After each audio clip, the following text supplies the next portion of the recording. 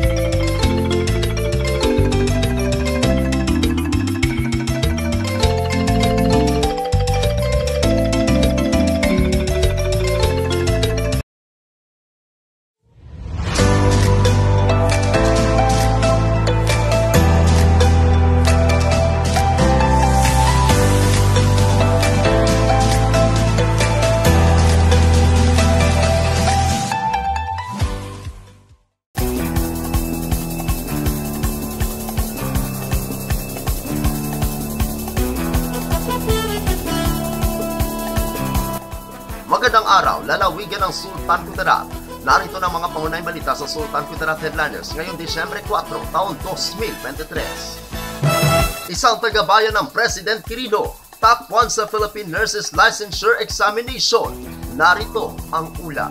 Isang taga-bayan ng President Quirino ang nagbigay ng karangalan sa bayan matapos ito maging top 1 sa katatapos ng November 2023 Nurse Licensure Examination, na kung saan nakakuha ito ng 91%. Si Chris Corpus Tumbok ay nagtapos ng cum laude sa West Visayas State University o WVSU, Class 2023 sa La Paz, lungsod ng Iloilo.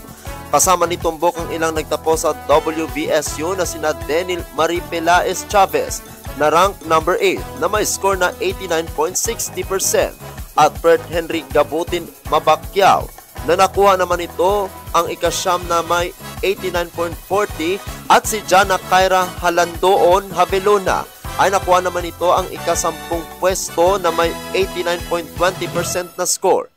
Bilang karagdagan sa WVSU, 16 pa na academic institution ang nakakuha ng 100% na passing rate na naglagay sa WVSU bilang best performing school.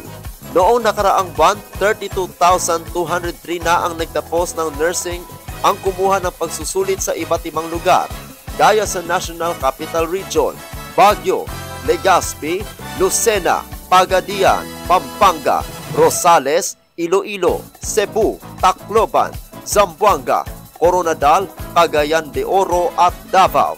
Kabuuang 25,761 na individual ang pumasa sa pagsusulit, na kung saan umabot sa 80% ang overall pass rate.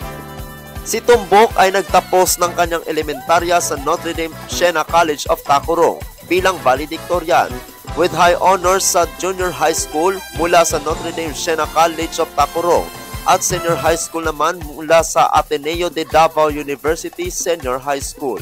Ako ang inyong kaibigang Apolinario Terdi Valencia para sa Sultan Kudarat Headliners.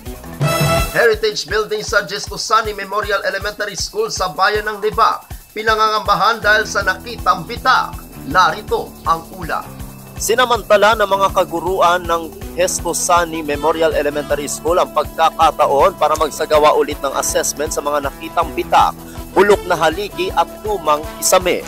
Ginawa ang assessment kaninang umaga sa gitna ng pagkansela ng klase sa lahat ng antas sa buong lalawigan ng Sultan Kudarat ni Provincial Governor Dato Pax Ali Sangki Mangudadato sa petsa ika-4 ng Disyembre kasalukuyang taon sa pamamagitan ng Executive Order No. 45 Series of 2023. Dahil dyan, ipinasilip ang tatlong heritage building na tinatayang 47 taong gulang na. Kita sa assessment ang malalaking bita, uka at kinakalawang na poste na pinangangambahang anumang oras kapag may malalakas na pagyanig at aftershocks ay bibigay na ito. Sa pagharap ni Head Teacher 3 Reynaldo Cadiz, School Property Custodian Neil Makailing Sr., Mental Health Coordinator at Grade 4 Teacher Advisor Rowena Empanado, takot sila sa posibleng mangyari sa kanilang learners lalo't patuloy ang paggalaw ng Cotabato Trench at iba pang trenches sa Mindanao. Ang tanging ipinagdasal ng mga kaguruan ay wag lang tumama ang malakas na lindol na kayang magpabagsak ng gusali, partikular sa mga natitirang heritage building sa bayan.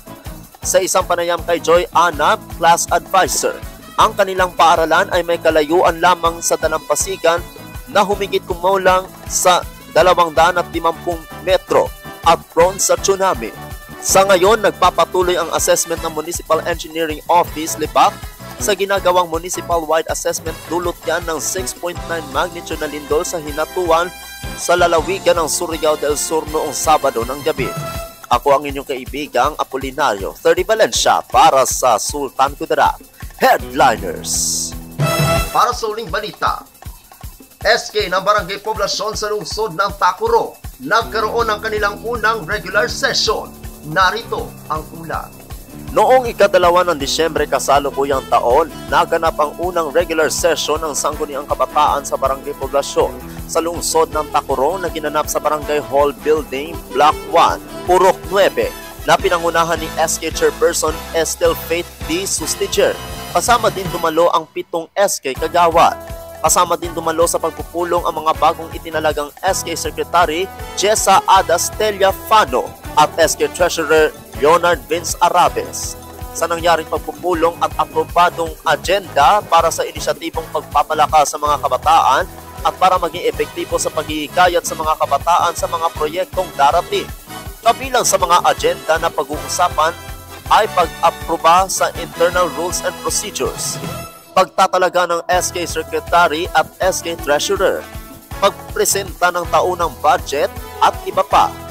Matatandaan noong ika-21 ng Nobyembre kasalukuyang taon, dumalo si SK Chairperson kasama ang 7 SK Kagawad sa regular session ng Barangay Kagawad, kasama si Punong Barangay Borgi Salazar na kung saan mainit naman silang tinanggap ng mga nakakatandang pinuno ng barangay. Ako ang inyong kaibigang Apolinario 30 Valencia para sa Sultan Kudarat Headliners.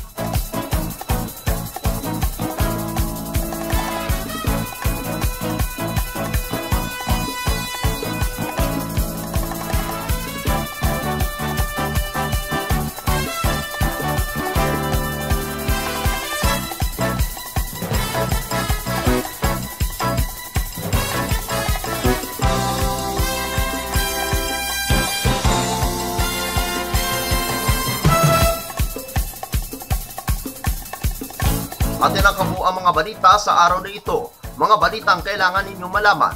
Balitang walang kinakampihan. Mga balitang totoo. Mga balitang may dalang aral at inspirasyon. Ito ang Sultan Kudarat Headliners. Hanggang bukas, maraming salamat at magandang araw, kaibigan.